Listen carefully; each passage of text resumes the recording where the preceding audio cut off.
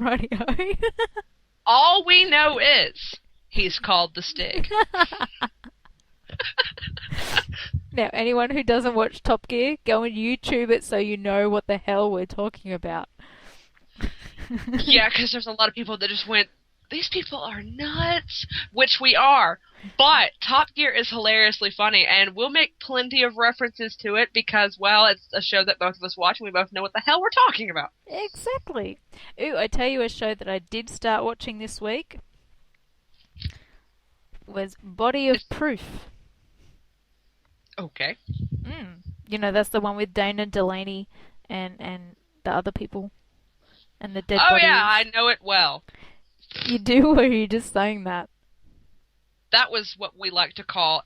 now, I know you are outside of the United States, so this might be a foreign word for you, but that's what we like to call sarcasm. Ah, okay.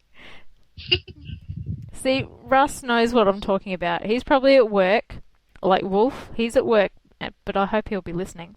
But he's watched the first 7 episodes, so he knows what I'm talking about. So, don't you just love how we're making a guess at who's going to be here and who isn't going to be here? Yeah. You know, we know Robin's going to be there, and we know you're going to be there. Hi. And I see you. I give a shout out to me.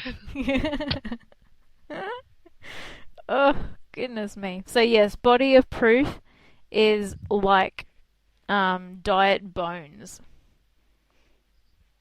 Really? Yes, it's like Bones, just not. It's exactly the same, but completely different.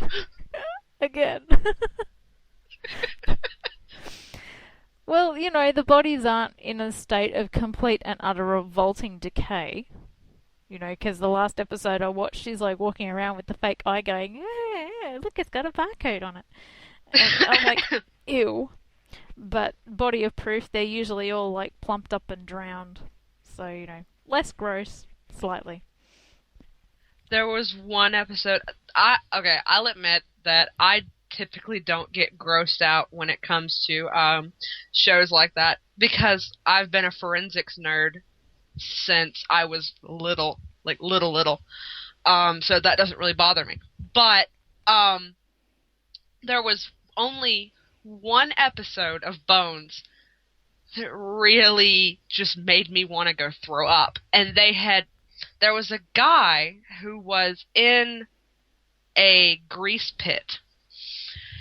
And at first, the lead character, Bones, you know, she didn't want anything to do with it because it didn't have it was a full cadaver, not bones. And as they're pulling this guy out, because he had been in the grease for so long, his body just basically, like the flesh and the muscle and intestines just melted off of him.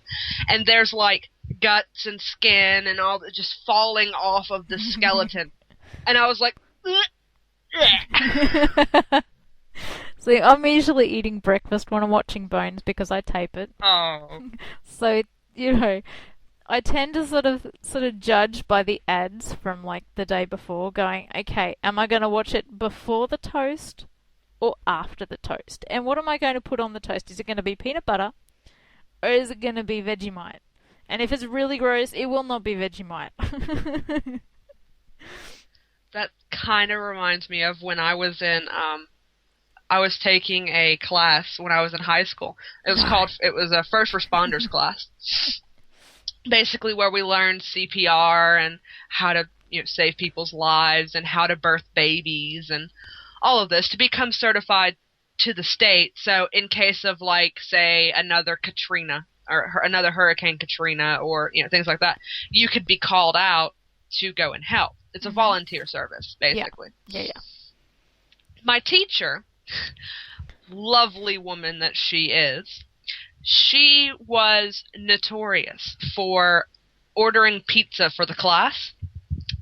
And if we all knew if she ever started talking about a pizza party, there was probably going to be something really gross in the lesson that day, because she would do this to help train our stomachs, basically, So, if you ever arrive onto a scene where you saw something really gross, you can't, it's not professional to just throw up. Well, one particular time she did this, and no one was expecting this at all, but she started playing a birth video. And we're not talking that,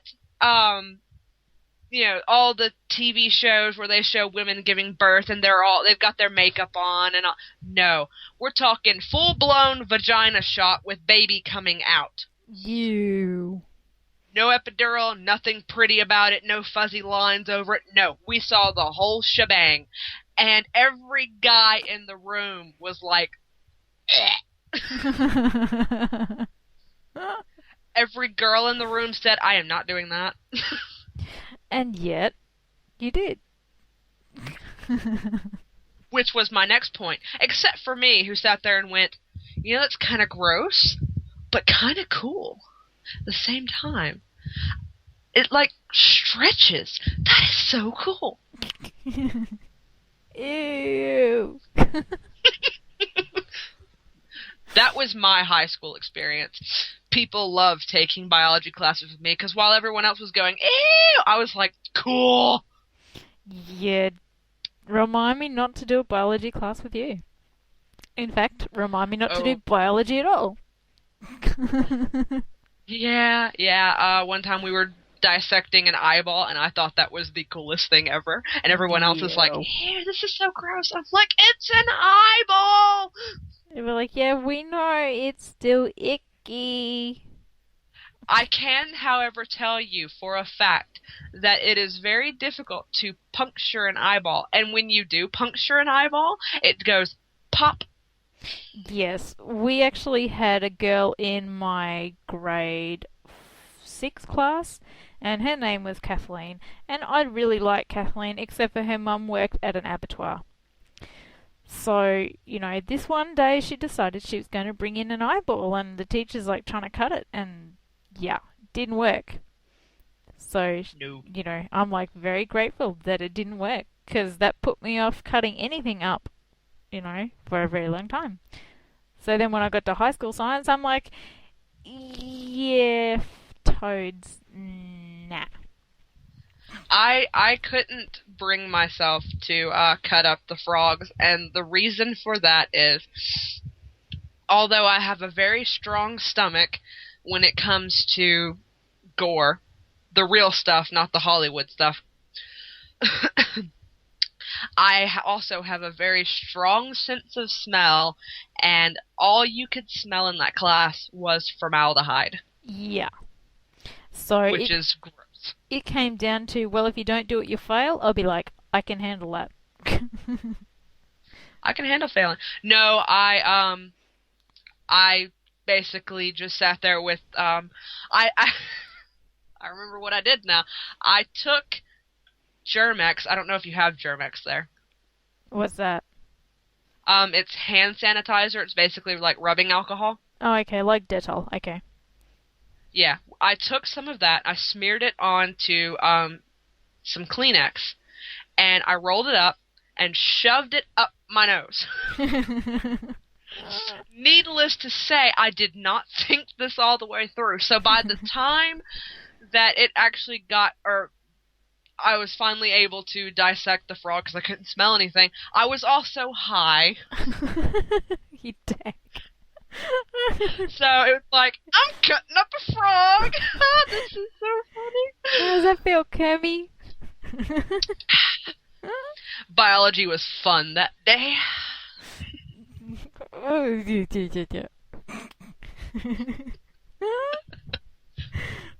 And your afternoon snack has been brought to you by PQRN. And we're really sorry if that's turned you off your afternoon snack. But, it happens. And guess what? We're at our hour mark, so it's time to say see you later, and we'll talk to you next week. Bye, everyone. Bye. And this has been the Friday Ketchup, powered by the ParaQuest Radio Network. Remember to catch the Hostess with No Ghostess every Friday, 4 p.m. Eastern Standard Time on the ParaQuest Radio Network.